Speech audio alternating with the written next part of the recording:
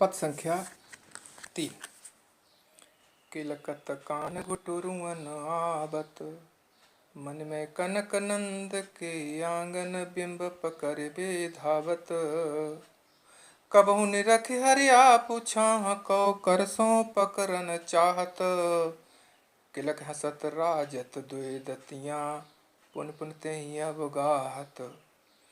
कनक भूमि पर कर पग छाया, ये उपमा एक राजती। करे करे प्रतिपद प्रतिमन वसुधा, कमल बैठकी साजते। बाल दशा सुख निरख जसोदा, पुनि पुनि नंद बुलावती। अचरा तरलय ढाक सूर्य के, प्रभु को दूध पियावती। प्रस्तुत पद में महाकवि सूरदास जी ने बाल रूप भगवान श्री कृष्ण के घुटनों के बल चलते हुए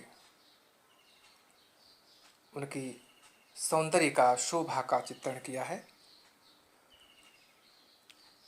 सूरदास जी कहते हैं कि कान्हा भगवान श्री कृष्ण एक छोटे बच्चे के रूप में घुटनों के बल चले आते हैं। कहाँ? मणिमय कनक नंद के आने, मणियों से युक्त नंद बाबा के उस कनक मणि, सुनहरे सोने से बने हुए सुनहरे मणियों वाले और सुनहरे नंद बाबा के आंगन में बिंब मीस अपनी प्रतिछाया पकड़ने के लिए भगवान श्री कृष्ण दौड़ते हैं, बालक श्री कृष्ण दौड़ते हैं। कबहु निरख हरि आप छाह को, कभी वो अपनी परछाई को ही निरख देख करके करसों पकड़ना चाहत, हाथ से पकड़ना चाहते हैं। किलक हंसत राजत दुई दतियाँ, बड़ी तेज किलकारी मारकर हंसते हैं और दो दतियाँ, छोटे छोटे उनके दो दांत बड़े ही शोभा देते हैं। पुण्य पुण्य तई अवगाहत, बार बार वो उनको ही पकड़ना चाहते हैं। किलक हंसत राजत दुई दतियाँ, पुण्य पुण्य तई अवगाहत। कनक भूमि पर करपग छाया, यह उपमा एक राजत। आगे सूरदास जी कहते हैं कनक भूमि, कनक मीन्स होता है सोना, अर्थात नंद बाबा के उस सुनहरे चबूतरे पर, उस सुनहरे आंगन में जब भगवान बालक के रूप में भगवान श्री कृष्ण दौड़ते हैं तो ऐसा प्रतीत होता है कि उनके हाथ पैरों की छाया उस सुनहरे फर्श पर ऐसी प्रतीत होती है मानो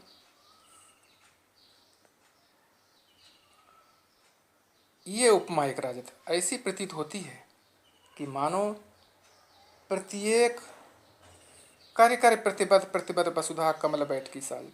उपमा ऐसी प्रतीत होती है कि कार्य कार्य प्रतिबद्ध प्रतिमन वसुधा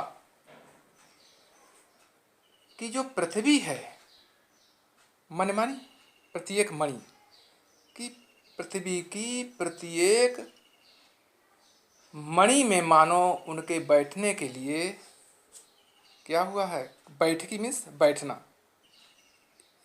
एक सुंदर सा कमल का आसन, कमल का बैठना उनके लिए सजा दिया गया है।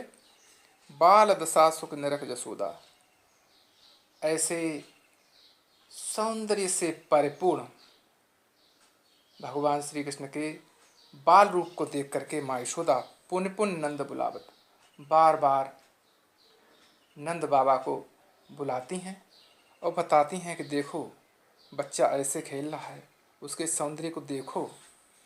इस प्रकार अचरा तरल ढाक सूर्य के, प्रभु को दूध पिया दे। माँ यशोदा अपने साड़ी के आंचल से ढांककर सूरदास के आराध्य प्रभु भगवान श्री कृष्ण को दूध पिलाने लगती हैं। ये है तीसरा पद। संदर्भ पहले के समान है और प्रसंग आपको इससे पहले बताई दिया है और सरलार्थ में व्याख्या भी समझाई दी है। अब आप इसे अपने ढंग से लिखेंगे। काव्य सौंदर्य में थोड़ा सा समझ लें आप कि भाषा सरस मधुर ब्रजभाषा है, मुक्तक शैली है, छंद गेय पद है और जहाँ छोटे छोटे बच्चों की खेलने की, उनके क्रियाकलापों की चर्चा होती है, वहाँ वात्सल रस होता है। कौन सा रस है? वात्सल्य। और करे करे प्रतिपद प्रतिमन वसुधा, ये है करे करे प्रतिमन प्रतिपद प्रतिमन वसुधा। ये ध्यान देखें, इसमें आप कमल बैठकी साजिद, इसमें वैसे सब शक्तियाँ बहुत होती हैं, लेकिन आप थोड़ा सा याद रहे तो आप लिख लेना। लक्षणा सब शक्ति है, प्रसाद और माधुरी दोनों गुण हैं, किलकत कान और द्वितीयाँ प्रतिबद्ध प्रतिमन में जहाँ एक जैसे वर्ण दो बार या अधिक बार आ जाए अनुप्रास अलंकार है। ठीक है, कमल बैठकी में रूपक अलंकार है और कर कर में पुनरुक्ति प्रकाश अलंकार भी है। इतना आप लिखेंगे।